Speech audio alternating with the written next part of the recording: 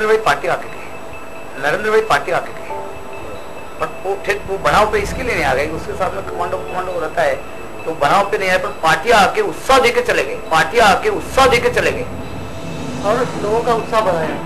नरेंद्र भाई उत्साह बढ़ा के चले गए टीम के साथ। दूसरे दिन जो चालू हो जाएगा ना वापस, तो नरेंद्र भाई उसके लिए आए थे। वो पूरे अहमदाबाद में घूमे थे, जहाँ जहाँ मियाँ है नहीं, वो पूरे अहमदाबाद में घूमे थे, जहाँ जहाँ मियाँ है नहीं, वहाँ इसके लिए घूमे थे हिंदू में। मैं इसलिए कह रहा हूँ कि वो जो कहा है वो कोई भी मुख्यमंत्री नहीं कह सकता है।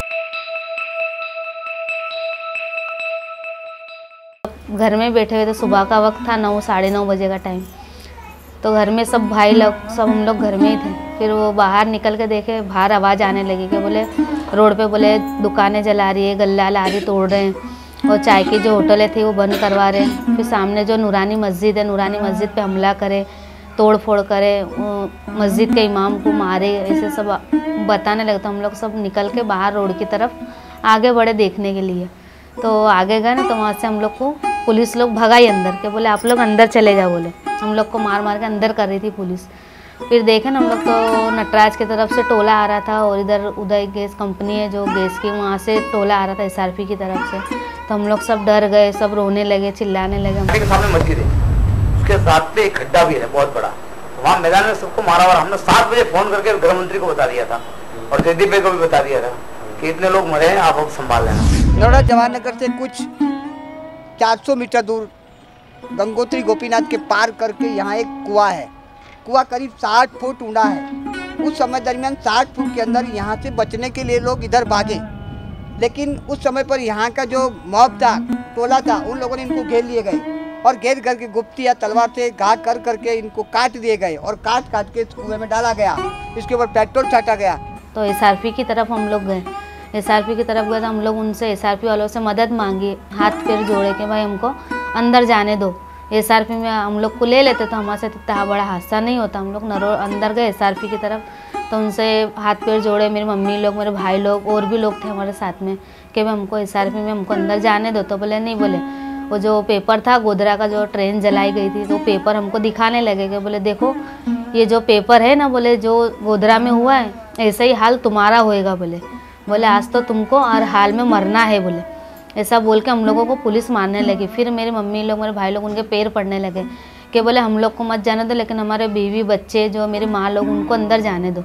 तो भी उन लोगों ने क्या करे, हम लोग को मारे, मेरी मम्मी को मारे, हम लोगों को मारे, वहाँ से हमको भगा दिए कि बोले हमको तो बोले 48 घंटे का बोले हमको टाइम है, 48 घंटे के अंदर बोले हमको ऐसा ऊपर से ऑर्डर आया है कि जितने को तुम मार सकते, जला सकते, काट सकते, बोले तुम कर लो, 48 घंटे का टाइम है हमारे पास। और बोले जो गोधरा में हुआ ना ऐसे ही हाल तुम्हारा होएगा, ऐसे बोल बोल के हमको मारने लगे। वो कंपाउंड SRP के कंपाउंड में घुसे, जो SRP के पुलिस वाले थे वो भगा रहे। जब जिस दिन गोधरा हो उस बार समय नरेंद्र भाई को क्या प्रतिक्रिया दी? ये मैं नहीं बता सकता हूँ, क्योंकि लेकिन फेवरेबल थी, इतना कह सकता हूँ, क्योंकि ये हमारी आपस की उस समय की मिलाप थी। कुछ तो बताइए नरेंद्र भाई, नहीं क्या उनका क्या, उनका फेवरेबल था। लेकिन हम ये क्योंकि स्टेटमेंट हम नहीं कर सकते। जो उन्होंने किया है ना, वो शायद किसी मुख्यमंत्री ने नहीं किया होगा। मैं कहीं इसको कोट नहीं करूँगा, मैं वैसे भी आपको कोट नहीं करूँगा कहीं किसी किताब में। तो उन्होंने जो 3 दिन का मोहलत दिया था, जो भी करना चाहो कर लो, 3 दिन के बाद में बंद कर दूंगा, ये उन्होंने खुलेआम कहा था। और 3 दिन के बाद बोला कि आप बंद कर दो, और सारा बंद हो गया। 3 दिन के बाद? 3 के दिन में आर्मी भी आ गई, सब कुछ आ गई। 3 दिन का मोहलत दिया था, 3 दिन में जो कुछ करना करो, कहा उन्होंने। यस, मैं इसलिए कह रहा हूँ कि वो जो कहा है वो कोई भी मुख्यमंत्री नहीं कह सकता है। आपसे बात हुई थी उनकी? मैं बता रहा हूँ कि हम सब वो मीटिंग में थे। तो ऐसे भागम भागे में हम लोग बिछड़ गए, यानी बहुत पब्लिक थी वहाँ से। यानी जो गंगोत्री के नाके पे, मेरी बहन के गली के नाके से हम लोग निकले ना, वहाँ से मेरा परिवार वाला बिछड़ गए। मैं, मेरे बच्चे, मेरे आदमी भी मेरे साथ नहीं थे, खाली 2 बच्चे मेरे साथ में थे, वो मेरी बहन थी। हम लोग उधर से बिछड़ गए, और मेरी मम्मी लोग, मेरे भाभी है, मेरे भाई लोग, इन लोग सब आगे बढ़ गए। तो हम लोगों ने चिल्लाए भी उनको कि अम्मी उधर मत जाओ, उधर भी टोला हमको दिख रहा है, मत जाओ उधर। पर मेरी मम्मी यूँ सोचे कि हम लोग वहाँ जाने से हम लोग बच जाएंगे, वो बोला है हमको कि हम तुमको बचाएंगे, तो वो हिसाब से मेरे मम्मी लोग आगे बढ़ गए। तो आगे बढ़ने का ना, तो जैसे मेरे अम्मी लोग और लोग उनके साथ में थे, तो सामने टोलो को इशारा कर दिया उसने कि बोले मियाँ लोग अंदर आ रहे, बोले मियाँ भाई अंदर आ रहे, बोले इनको मारो बोले। तो जैसे ही उन लोग गए तो ऐसे ही उन लोगों के ऊपर पेट्रोल छाट दिए, पेट्रोल छाट के उनके ऊपर जिंदा उन लोग को जला दिए। मेरे 2 भाई थे, वो छोटा भाई जो था ना तो उसकी गर्दन पूरी तलवार से हमारे आंखों के सामने अलग कर दिया। हम लोग वहाँ से निकलने के बाद हम लोग सामने एक ढाबा था, वो ढाबे पे हम लोग चढ़ गए और भी लोग थे यानी हमारे साथ में। तो ढाबे पे चढ़ के हम लोग बैठे, चिल्ला रहे थे हम लोग ढाबे पे से कि अम्मी वहाँ मत जा। तो मेरा इतनी भीड़ इतनी चिल्ला चोट थी तो उन लोग सुने भी नहीं, लोग आगे नरोड़े की तरफ बढ़ गए। तो सामने देखे ना उन लोग के पास तलवारें थी, डीजल था, पेट्रोल था, सब था उनके पास में। तो उन्होंने क्या करे, जाते ही पेट्रोल छाड़ दिए, जला दिए। जलने के बाद भी मेरी भाभी छोटी वाली जो जुबेदा बानू ना बच गई थी, थोड़ी जली हुई थी। उसके गोद में 2 महीने का लड़का था, उसको भी छीन के बोले देख तेरे बच्चे को, बोले हम तेरे बच्चे को भी नहीं छोड़ेंगे, बोले हम तेरे बच्चे को भी जिंदा जला देंगे। ऐसे बोल के ना 2 महीने का लड़का जो था नदीम, उसको भी जिंदा आग में डाल दी उन लोगों ने।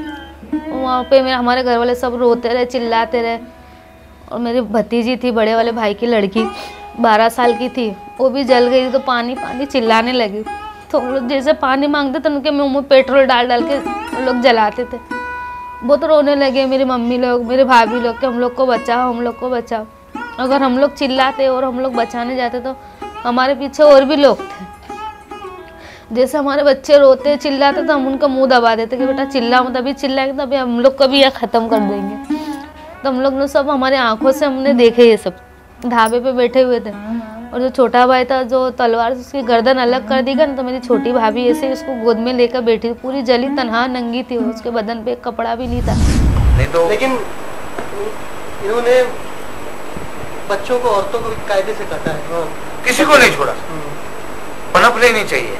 मैं तो आज भी बोलता हूँ कि कुछ भी हो, लेडीज हो, बच्चे हो, कुछ भी हो, काटने से कुछ, मारो काटो जलाना छोड़ो। और हमारे रिश्तेदार में भी इतने इंसान थे, जवान जवान लड़की थी, ये सब उनका ऐसे इनको पूरी तरीके से मारे, उनका बलात्कार करे।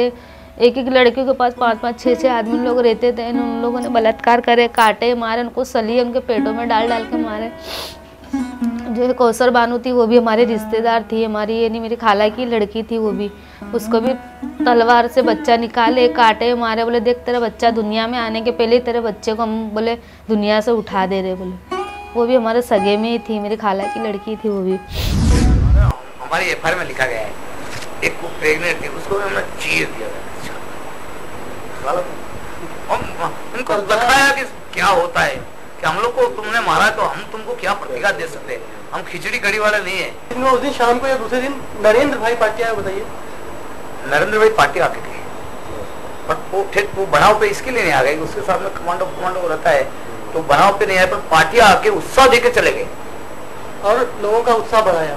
नरेंद्र भाई उत्साह बढ़ा के चले गए टीम के साथ। दूसरे दिन जो चालू हो जाएगा ना वापस, तो नरेंद्र भाई उसके लिए आए। जैसे वो पूरे अहमदाबाद में घूमे थे, जहाँ मियाँ है ना वहाँ इसके लिए घूमे थे हिंदू में।